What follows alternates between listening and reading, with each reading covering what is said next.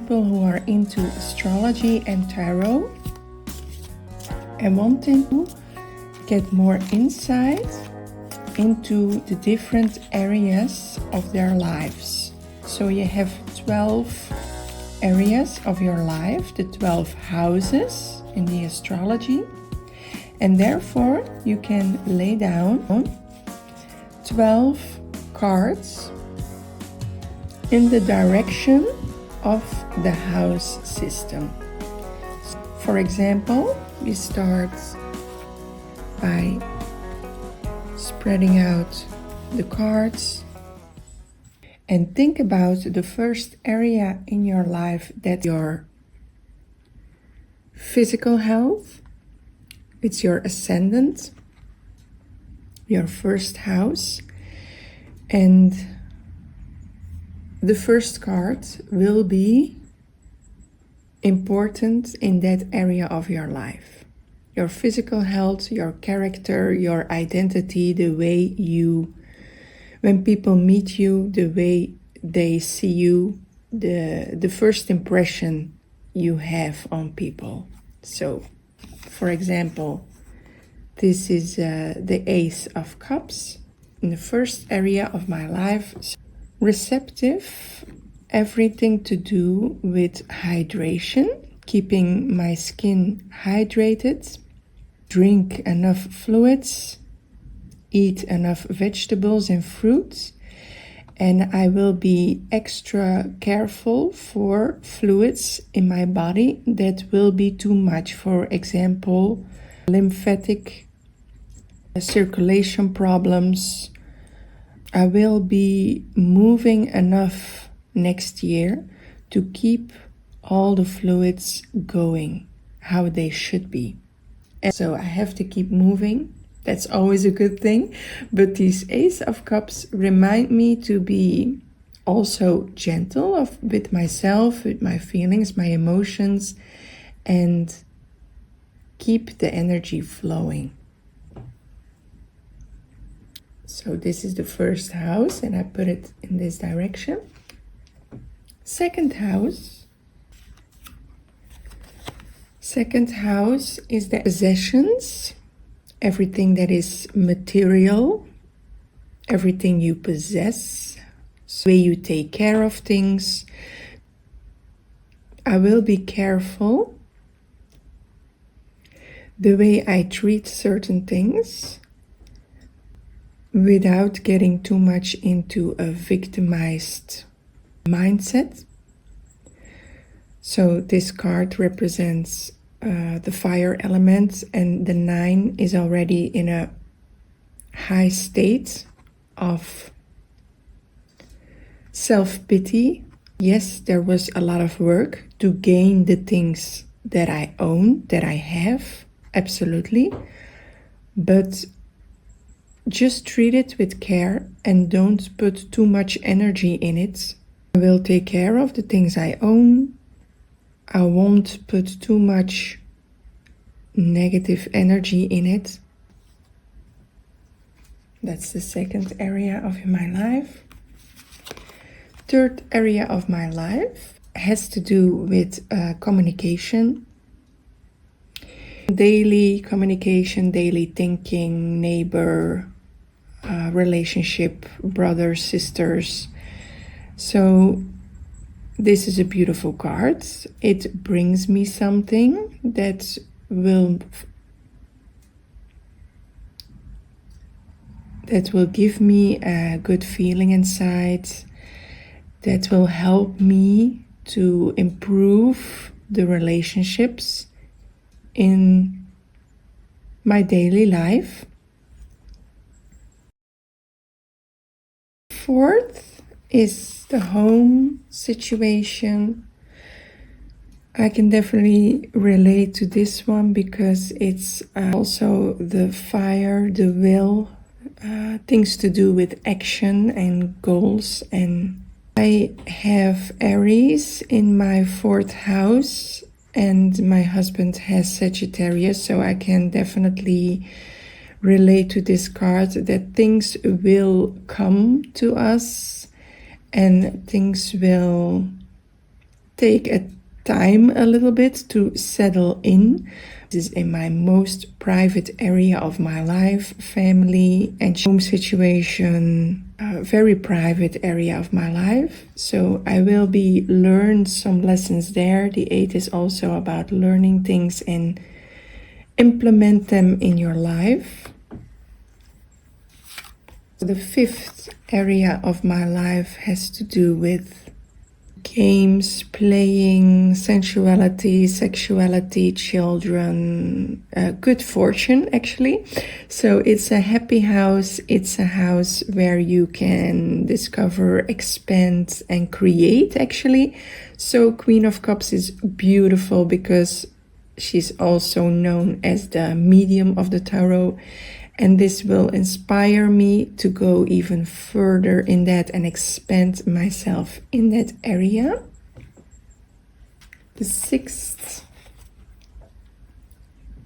area of my life will be with my daily work, how I do things, how I handle things. I have to try to, of course, stand my ground. Swords has to do with communication, thinking, expressing yourself through speaking and the way you think and the way you handle your daily job. 5 of Swords is a card that challenges you on the way you think and express yourself and handle your thoughts and how you communicate. So this will be a challenge. You can show up like this man does in some kind of fight, but you also have to remember, is it really worth it to go all the way into it, or is it a loss? Improving yourself and proving your statement and proving how you do and handle everything. This will be a lost battle in this card. And in this area of my life, it will tell me to be certain about things and let go what doesn't serve me or is not necessary. And then we go to the 7th. 7th card is how I handle relationships, how I connect with other people. And I think it's a beautiful card. It's again an expansion of doing an action, willing to go further in that area of my life. He's also visible to us with his back, so he sees like a whole world before him. I can see a little bit of Sagittarius energy going on around here, so I can definitely relate to that. We go to the 8th house, is a house of transformation, death, letting things die, the process of dying, the process of elimination, examination, chronic illnesses. This is, of course, a beautiful card. Temperance is the balance between energies that you try to keep the balance in. It's also the Sagittarius card of the tarot.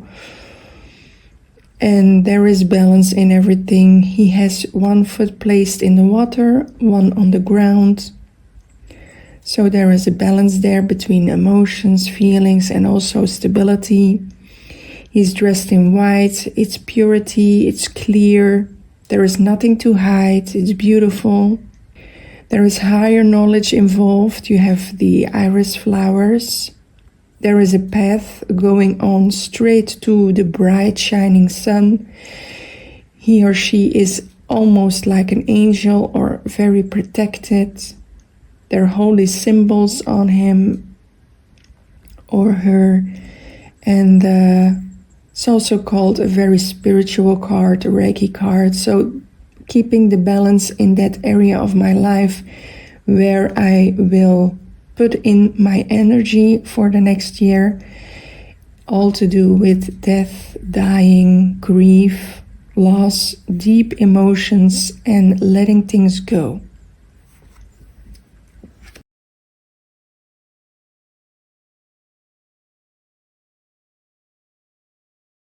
That's beautiful. I will be returning from this passive area of my life with all the grief and the dying process. And out of that, you always make room out of that for transformation, something new. This is a beautiful card to work on my future, improve them, change some things, letting some things go, and then again build up some new ideas and strategies and really going into the works.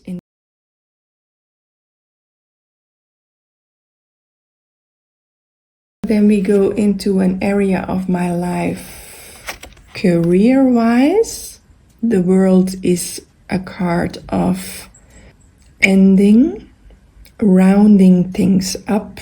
You have the knowledge, you gained wisdom through everything you went through to do all the things that you had to do and need to do to become the person that you are in this picture. So that's vulnerability, but also very wise. It's a spiritual card. There is a blue background, and these animals represent the 4 stable signs in the astrology. So you have Taurus, the earth sign, you have Leo, fire sign, rising phoenix, which actually represents water sign or Scorpio, and you have Aquarius, which represents the stability in air.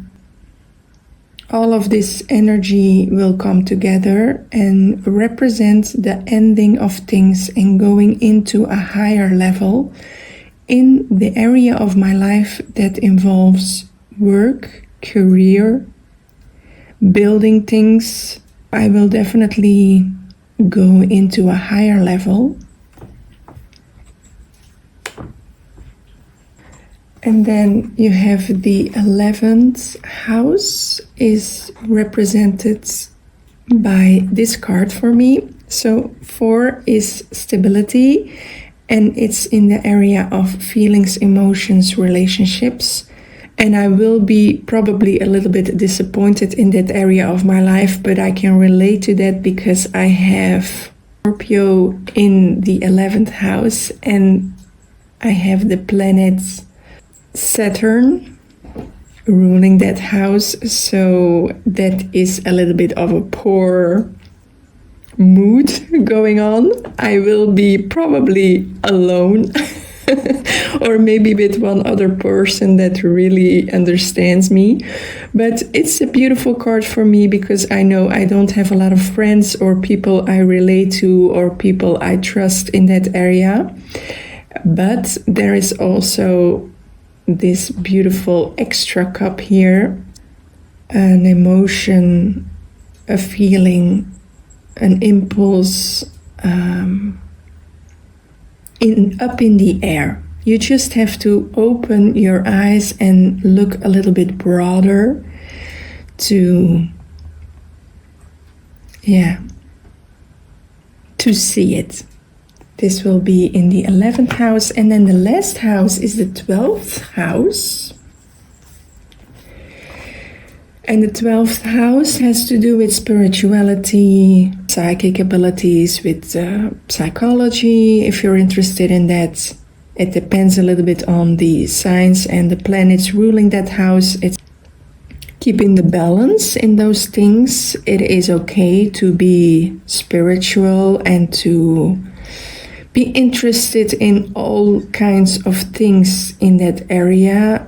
The world has a lot to offer. Definitely in this time, spirituality has opened up so much doors for anyone, from courses online to groups online to physical gatherings to spiritual fairs everywhere. So you can go all in.